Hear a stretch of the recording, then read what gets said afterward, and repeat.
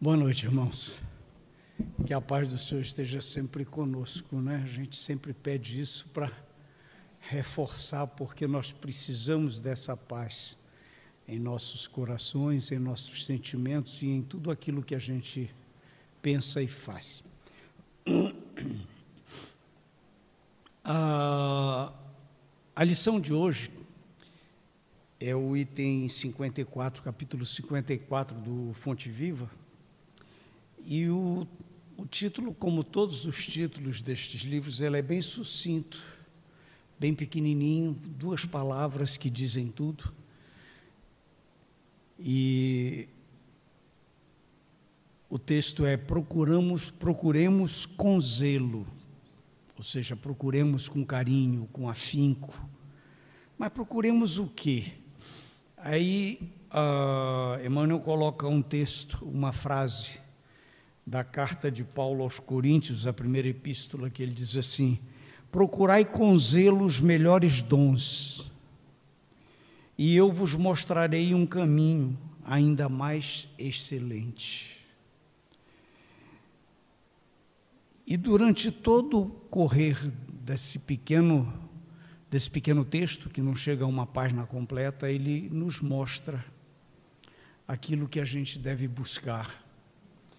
Então, a ideia, nós temos às vezes ideias, alguns irmãos nossos têm essas ideias, de que o aprender basta ouvir, basta assistir talvez alguma coisa no cinema ou na televisão, ou ler um jornal, ou principalmente ouvir alguma coisa.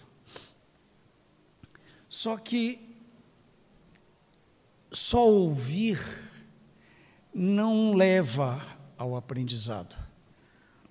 Por quê?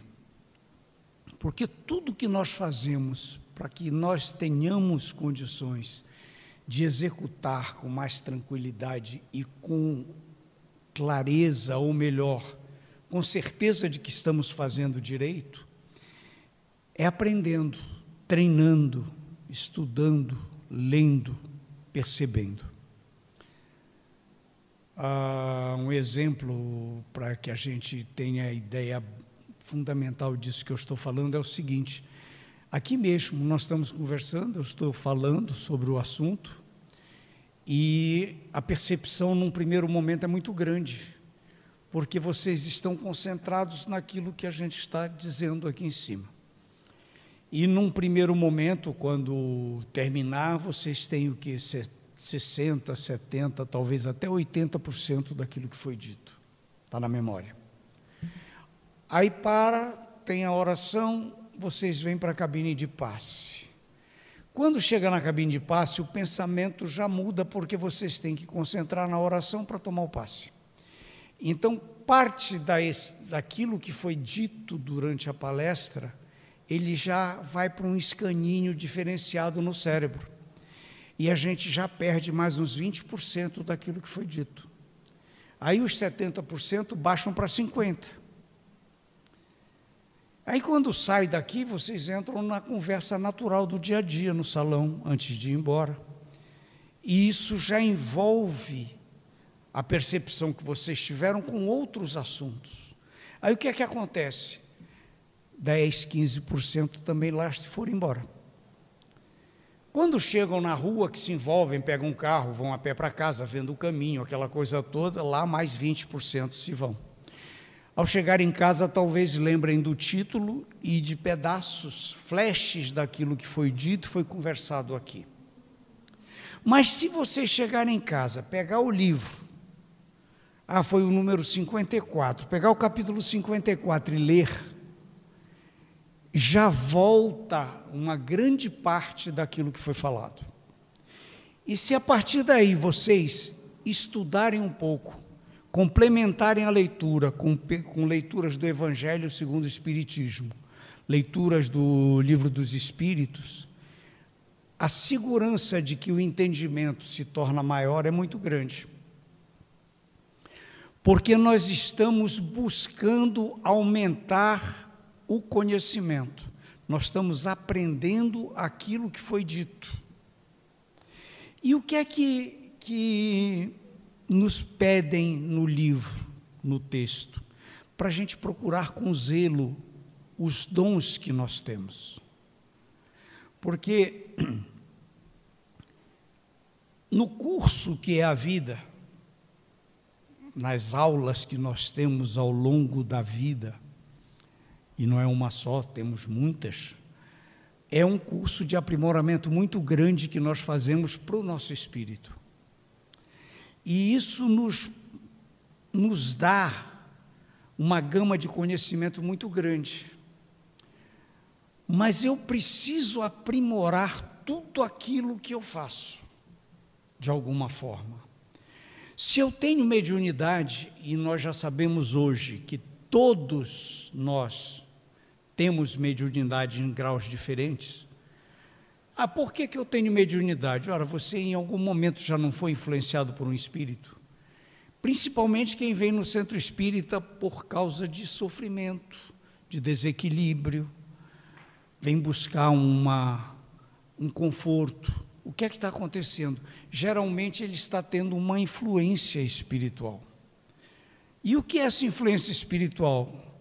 É um assédio que algum irmãozinho está fazendo sobre um de nós, através de um dom mediúnico que nós temos. Então nós percebemos os espíritos, nós os ouvimos, eles nos dão ideia. Quando nós oramos, quando nós pedimos a Deus para esclarecer alguma coisa que nós precisamos, porque estamos necessitando de amparo, de ajuda, ideias brotam nas nossas cabeças, nas nossas mentes. E a gente ouve. Por que você não faz assim? E aí a gente pensa que é a ideia é da gente mesmo. Olha, eu tive uma ideia genial para resolver o problema que eu estou envolvido. Se nós formos conhecedores da doutrina espírita, a gente vai dizer assim: obrigado, meu Deus, por ter me ajudado. Mas muitos de nós não somos. Muitos de nós simplesmente achamos que tivemos sorte ou que temos uma cabeça privilegiadíssima por saber fazer as coisas. E, na realidade, foi um espírito que veio e disse assim: experimenta tomar o caminho da direita ou o caminho da esquerda. Tem até uma lição muito bonita sobre isso, que diz que vinha um viajante no deserto, já em desespero de sede, quase morrendo à míngua, e ele, já perdendo as forças, arriou no chão, sem saber que caminho tomar, e ele rogou a Deus ajuda. Passou-se um tempo, um espírito bondoso se aproximou dele, incentivou ele a levantar e tomar o caminho da esquerda. Ele não sabe porquê, mas ele levantou, tomou o caminho da esquerda. Quando ele chegou no alto de uma duna de areia, ele avistou ao longe um lugar onde tinha água, palmeiras para descansar, essa coisa toda. Ele desceu feliz da vida, dizendo: que bom, que forte que eu sou, eu não desmoreci, levantei e tive a sorte de tomar o caminho da esquerda. Na realidade, ele tinha sido insuflado a fazer aquilo. Se fosse um espírita, se fosse alguém que temente a Deus, teria dito assim: obrigado, meu Deus, pela ajuda que tu me deste. Porque 90% das vezes nós temos a ajuda divina.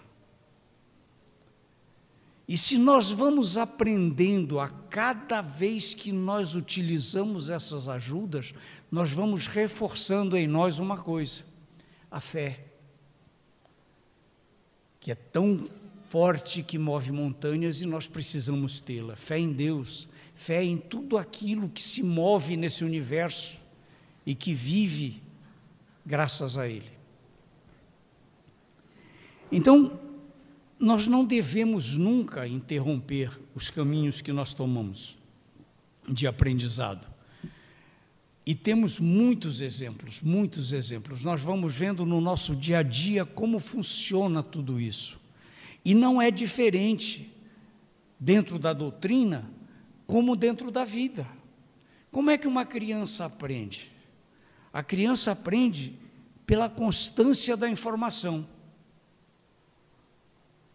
Quem está dando aula para criança ou fazendo uma professora, um professor que atende crianças pequenas, ele não para só, coloca o alfabeto na parede e diz assim, vocês aprendam isso aqui. Não, ele vai brincando e a cada brinquedo que ele usa, a cada brincadeira que ele faz, ele coloca na memória da criança uma letra, uma palavra, uma sílaba, e aquilo vai se somando, vai acrescentando, até que um belo dia ele abre um livro de história pequeno e simples, e a criança lê alguma palavra. Assim somos nós também. Nós vamos vivendo como crianças, os nossos espíritos começaram como crianças. E conforme ele vai vivenciando os momentos de encarnado, ele vai aprendendo sobre a vida. E cada minuto que nós vivemos, cada momento que nós temos de existência, é alguma coisa que soma no nosso conhecimento, no nosso aprendizado. Quando nós chegamos a uma pessoa que já tem mais idade e ele nos responde coisas com muita precisão, a gente diz assim, ele é muito inteligente. Talvez nem tenha tanta inteligência, mas ele tem uma coisa que nós não chegamos ainda, conhecimento, vivência. Ele passou por problemas que nós estamos começando a passar agora. Então, quando nós chegamos a uma pessoa mais velha, que nós colocamos em posição problemas que nós temos, ele se vira com aquela calma, sabedoria que tem, e diz assim, por que você não segue um caminho assim, assim, assim, assim? Talvez resolva. Ou nos incentiva a tomar a atitude, que é o que mais das vezes acontece. Porque nós precisamos, às vezes, de um incentivo. A gente está tão preocupado com as coisas que nós vivemos no dia a dia, que esquecemos da nossa capacidade de discernimento. Nós esquecemos que temos um motor elétrico aqui dentro que funciona. Nós esquecemos que nós já temos percepções de outras vidas e que elas podem ser usadas nesta vida. A doutrina espírita vem nos mostrando isso constantemente. Leiam os livros, façam isso, façam aquilo, peguem os livros novos que estão saindo, se atualizem, porque os livros básicos, está escrito, são os livros básicos, mas a evolução é uma constante, e o aprendizado tem que ser uma constância. Então, para nós procurarmos em nós aquilo que é melhor para nós, tem que ser de dentro para fora. Eu não tenho como fazer de outra maneira, fazer com que outra pessoa diga qual é o dom que eu tenho. Eu tenho que sentir aquilo. E aí nós comparamos de novo com a garotada nova que está entrando neste século, que está começando a viver e aprender encarnado nesse século. Como é que eles funcionam? Como é que eles aprendem? Eles têm uma coisa muito interessante. Vocês já viram uma criança, um jovem, ler um manual de instrução a respeito de alguma coisa?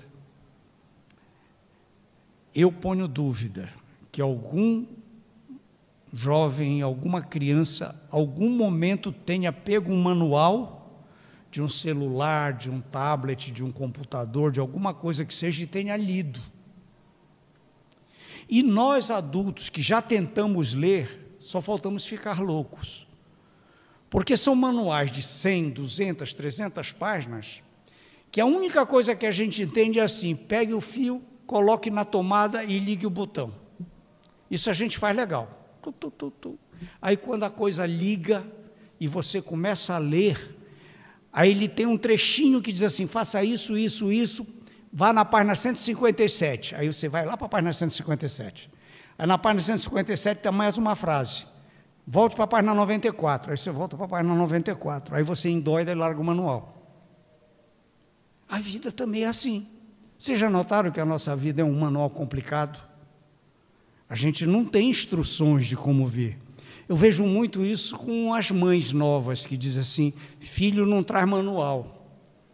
Coitada delas se trouxessem. Já imaginou o manual de criação de um filho? Seria a coisa mais complexa, porque a essência da criação é o amor. E a gente teria que ficar queimando a pestana por dias e noites, para entender o manual da criação de um filho. Nós já quase não entendemos o nosso próprio manual, imagina entender dos outros. Mas é assim que funciona. Então nós temos que procurar com zelo aquilo que é inerente em nós, como hoje já se procura nos novos espíritos encarnados. As crianças hoje já têm um direcionamento fundamental na escola, nos momentos em que ele segue algum colégio, alguma coisa no estilo, porque a gente nota que o pessoal que administra os ensinos já estão começando a buscar caminhos específicos para as crianças que têm conhecimentos específicos. Como é que nós aprendemos? Normalmente nós fazíamos tudo igual. Ainda tem muito hoje ainda funciona muito assim, mas já tem uma variedade muito grande. Todo mundo tinha que aprender matemática, história, geografia, física, biologia, química, tudo igualzinho, o mesmo currículo para todo mundo. Mas com a evolução, com o aumento da qualidade do aprendizado das crianças, principalmente as crianças que estão encarnando agora, os professores e diretores e responsáveis pelos ensinos, eles já estão notando que há a necessidade de fortalecer a direção em que a criança vem. Porque ele pode ser um especialista em matemática e não conseguir decorar uma data de história. Então seria, coloca para que ele aprenda matemática com mais ênfase e a história só como se fosse um complemento básico, com um peso bem mais baixo do que aquela matemática que ele gosta. Ele gosta de biologia, ele adora biologia. Então, por que ele, se ele gosta de biologia, por que ele tem que aprender outra coisa que não é o direcionamento dele? Assim os nossos dons são específicos. Se eu sou médium de incorporação, eu tenho que desenvolver com mais aptidão a mediunidade de incorporação. E isso eu só faço treinando. Nós já aprendemos que há um treino, há uma maneira da gente desenvolver cada vez mais a capacidade mediúnica de cada um de nós. Eu tenho percepções, quando estou concentrado, eu escuto, eu vejo imagens, eu sinto a presença. Vamos desenvolver esse lado, precisamos que seja desenvolvido.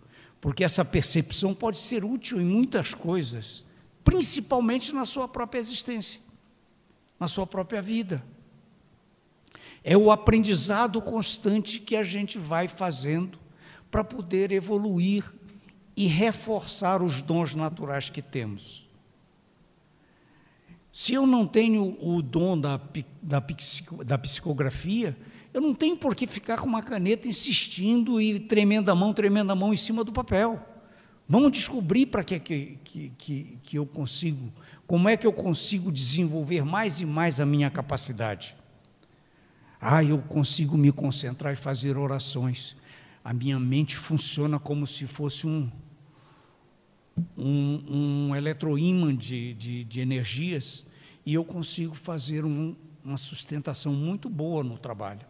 Então, vamos treinar a oração, vamos treinar a concentração, vamos treinar esta parte nossa. Porque é assim que a gente desenvolve. Um pai, uma mãe, vamos treinar o quê? Paciência, tem filhos, então nós temos que ter paciência. Vamos treinar o amor, também se treina o amor. Tudo na vida é aprendizado e treinamento. Porque o que acontece? Se você, num determinado momento, não consegue segurar os ímpetos, quando um filho faz alguma coisa ou provoca algum desequilíbrio na família, você não está treinando o amor, você não está treinando o entendimento que deve ter com a família e com aqueles que vivem com você, porque até isso requer treinamento. Eu tenho que aprender, de alguma forma, que ninguém da família é igual a mim, que ninguém pensa da mesma maneira que eu, que as formas de entender a vida são diferentes, que os nossos caminhos são diferentes, embora nós estejamos caminhando juntos. Cada um tem o seu itinerário. E se eu não entender isso, como é que eu vou entender as discrepâncias que existem nos nossos relacionamentos? A forma de ser, a forma de falar, a forma de vestir, a forma de entender a vida. Como é que eu posso exigir que alguém se vista exatamente como eu? Não tem, não existe, porque cada um tem uma noção de cor, cada um tem uma noção de equilíbrio de vestuário. Como é que nós vamos perceber se alguém, quando ele fala meio grosseiro? Não é, é o jeito de falar, ele tem o ímpeto de falar mais alto, de falar mais forte. E eu tenho que entender que é isso. Com esta forma de aprendizado, nós vamos vivendo cada vez melhor uns com os outros. Nós vamos transformando a nossa existência numa existência confortável e agradável. E quando ela se torna agradável, se torna muito mais fácil de ser vivida, porque nós vamos partindo para aquilo que o Mestre sempre pediu para nós. Espíritas, amai-vos e instruí-vos. Lembra que está no Evangelho segundo o Espiritismo? Tem essa frase lá, amai-vos e instruí-vos, para a gente se amar e aprender, viver o amor. E quando você lê Paulo, a leitura do nosso irmão Simão foi essa, uma das cartas, eu acho que uma das mais bonitas que Paulo escreveu, falando sobre o amor, sobre a esperança, a caridade. É um envolvimento muito grande que ele coloca de sentimentos, mostrando a essência do sentimento do amor, do sentimento que provoca toda uma união, mas que pode chegar aos extremos, se não for controlado e aprendido. Porque o amor pode se transformar em paixão e em ódio. Então, é uma força natural que nós temos, que emana de Deus, mas que se nós, como seres humanos, como espíritos encarnados, não soubermos controlar, ela toma as rédeas e nós descontrolamos. Por isso, nós temos que ser bons aprendizes, nós temos que entender muito. Durante o trabalho, eu peguei um texto de uma senhora na internet, Silvia Helena Visnadi Pecenda. Ela escreveu sobre o assunto, e eu achei muito interessante. E ela começa o texto dela fazendo algumas perguntas. Ela começa assim: será que nós aprendemos somente através do que ouvimos passivamente? Isso nós já conversamos. Nós não aprendemos nada se ouvirmos passivamente. Por isso que nós temos que usar a doutrina espírita como base. Porque a doutrina espírita diz assim, é a fé raciocinada. Não ouça passivamente, não seja passivo. Pergunte, questione, entenda, raciocine. Porque se nós não raciocinamos em cima daquilo que nós estamos aprendendo, nós vamos seguir como marionetes, atrás de quem fala alguma coisa. Porque ele falou tão bonito, as palavras dele são bacanas, vamos seguir ele, vamos fazer o que ele diz. E se o que ele diz está errado? Se o que ele diz está sendo dito por interesse pessoal? Então, nós temos que questionar. Assistimos aqui uma palestra, conversamos, a gente fala com vocês, e aí, quando você chegar em casa, qual é a dúvida que eu tenho? Eu tenho essa dúvida, vou pegar o Evangelho, vou pegar o livro dos Espíritos, vou ler, procurar entender o texto. Não entendi, pergunta para quem falou. Na hora que a gente descer daqui, você já segurem a gente aí no meio do caminho. Por que você falou isso? Qual é a sua direção? Você falou baseado em quê? Então, nós temos que entender para aprender. Porque se a gente não entende, vira decoreba. Eu decoro um bando de coisas, frases de efeito, decoro os textinhos da Bíblia, do Evangelho, e saio gritando o Evangelho aí para todo mundo, como se fosse um grande conhecedor. E nenhum de nós é grande conhecedor. Nós estamos todos no mesmo patamar, nós estamos nesse planeta para aprender. Estamos aprendendo juntos. Nós trocamos ideias e aprendemos da mesma forma. Se nós não buscarmos o conhecimento com outras pessoas que o detêm, com os livros que nos ensinam, nós continuamos marcando o passo.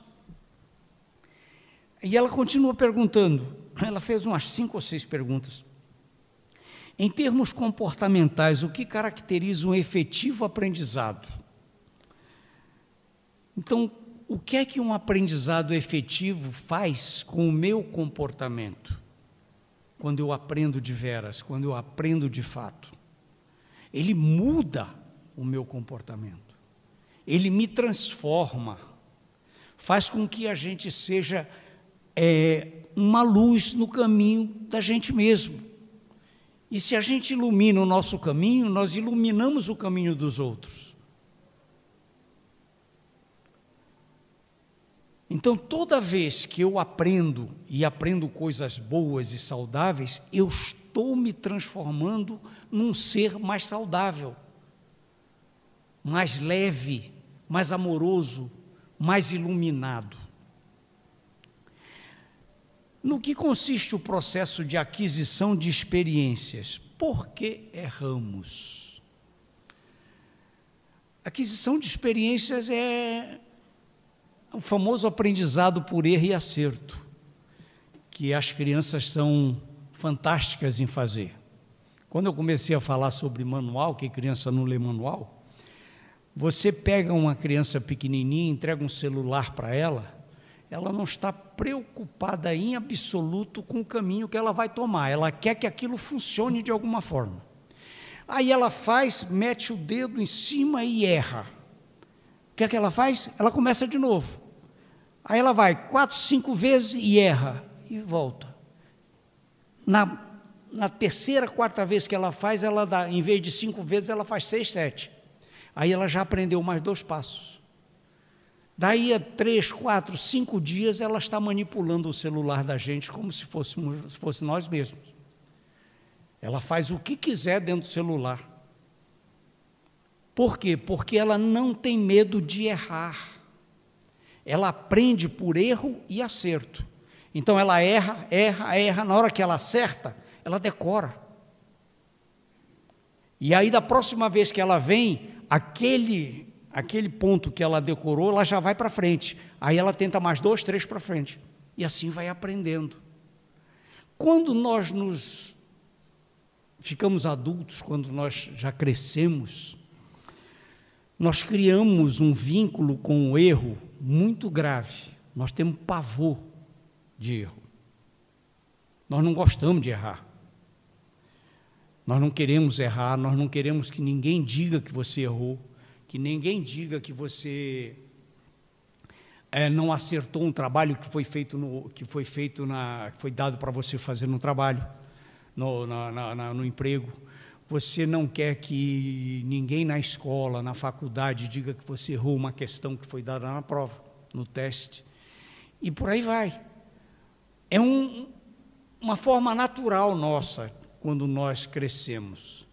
mas que não deve ser levado tão em conta. Porque é muito mais fácil você reconhecer que errou do que entrar em depressão porque cometeu um erro.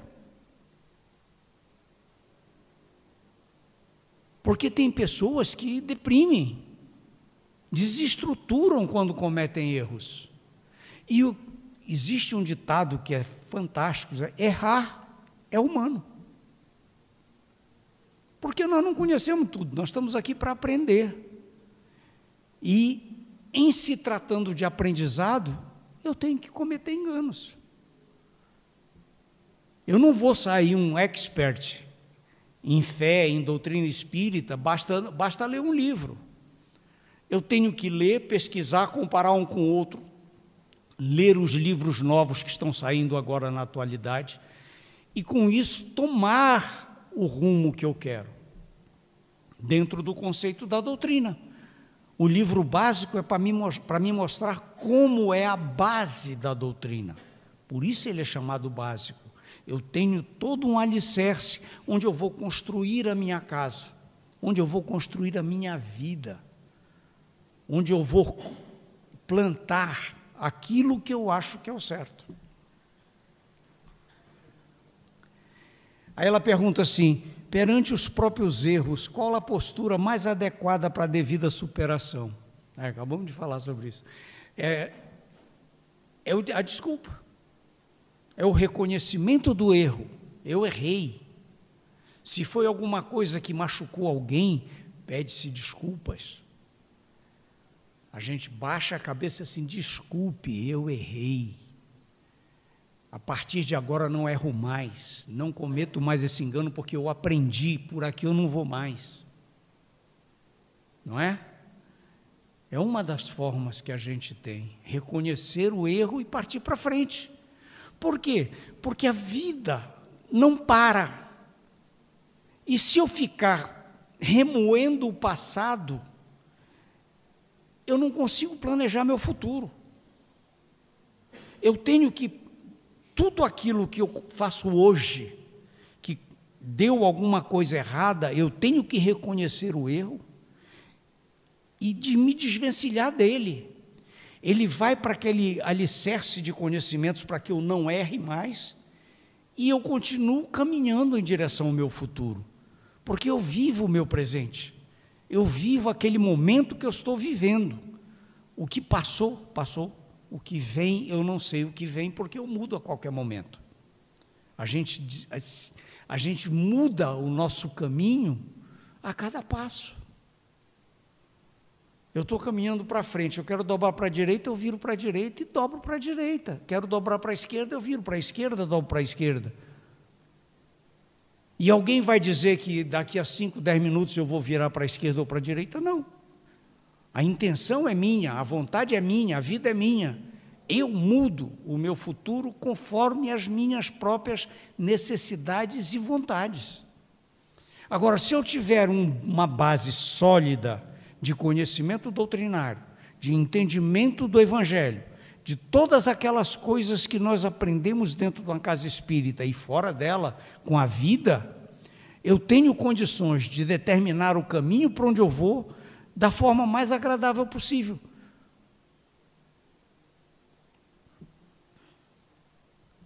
Então, em termos de aprendizagem, do que precisamos urgentemente nos conscientizar? A base de tudo isso é que, na realidade, nós somos aprendizes. Nossos espíritos são bem mais antigos, eles têm bem mais vida do que os nossos corpos, mas nós continuamos ainda no meio do caminho. Nós não conseguimos ainda crescer como deveríamos. Tanto que nós continuamos nesse planeta nessa época. Nós estamos exatamente no meio do caminho. E Deus está nos dando a oportunidade de tecermos a caminhada daqui para frente, de limparmos a nossa estrada, de caminharmos com mais tranquilidade daqui para frente. Está nos mostrando que a nossa vida nesse planeta não é nós não viemos para cá de férias. Nós não viemos para cá para passar temporada de benesses. Nós viemos para cá para aprender. E para aprender a gente erra. E quando a gente erra, a gente sofre. Podem ser dores, podem ser problemas psíquicos, podem ser problemas espirituais, o que seja. Nós estamos num planeta de expiações e provas. E precisamos, em alguns momentos, ser cutucados. Porque nós vamos nos colocando de uma forma tão leve e solta que erramos o caminho. E aí vem a consequência que nós mesmos provocamos. E essa consequência nos leva a uma dor, nos leva a um sentimento qualquer de desestrutura, que faz com que a gente busque ajuda de alguma forma. E aí, quando a gente entende essa ajuda, nós voltamos ao caminho certo. E a volta do caminho certo é o caminho que nos leva a Deus, porque o nosso destino é Deus. A luz que brilha no fim da nossa estrada é Deus. E para nós chegarmos a Ele, nós temos que seguir aquilo que Jesus disse assim, nos disse durante 3 anos, Ele pregou isso. Ele veio para nos pregar, para nos mostrar. Está no Evangelho, a gente basta ler tudo aquilo que está ali. E temos uma vantagem. O Evangelho segundo o Espiritismo não se prendeu ao Evangelho completo, como é o Novo Testamento. Ele pensou textos muito complexos do Evangelho. Textos que têm palavras ali que a gente diz assim, mas Jesus não disse isso. Pelo que eu conheço do Cristo, isso era impossível dele ter dito ou ter feito. E aí vem a explicação dos Espíritos do porquê foi feito daquela forma. Como é que Jesus usou aquele tipo de palavra para nos ensinar hoje, 2000 anos depois. Porque nós temos que ver o seguinte, quando ele estava aqui, era um outro mundo, era um outro tipo de legislação, de pessoas, de comunidades. As cidades eram pequenininhas, muito pequenas, ficavam perto uma da outra, eles caminhavam, eles iam a pé de uma cidade a outra. Hoje nós não vamos a pé de uma cidade a outra, mesmo porque é completamente impossível a gente fazer isso, com o trânsito que existe, vamos acabar atropelados. Mas não vamos, a gente vai dentro da própria cidade em que mora, trechos pequenos, mas naquele tempo eles caminhavam, passavam o dia inteiro andando para chegar numa outra cidade. Era uma outra vida, um outro sentido social.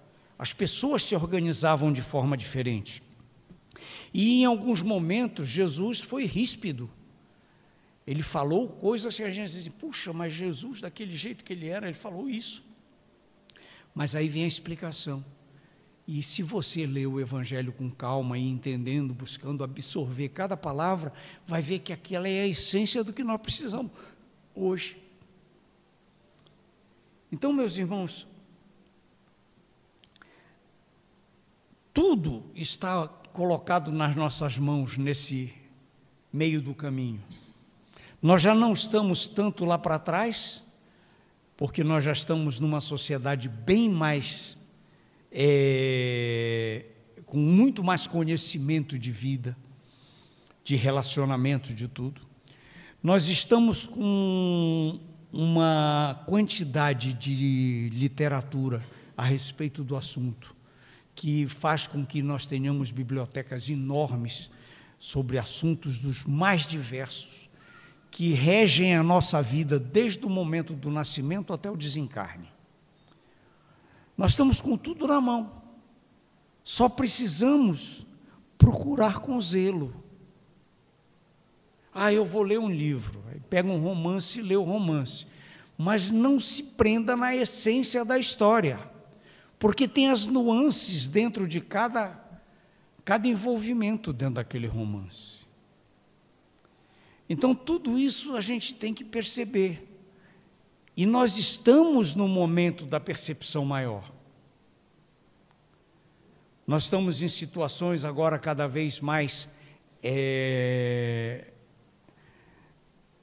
não universais, porque é dentro do planeta Terra hoje, com esse problema do coronavírus, que todo mundo está absorvendo aí pela televisão, pelos jornais, pelo rádio, por qualquer comunicação que a gente abra no carro ou em casa, e está mudando o nosso conceito de higiene, de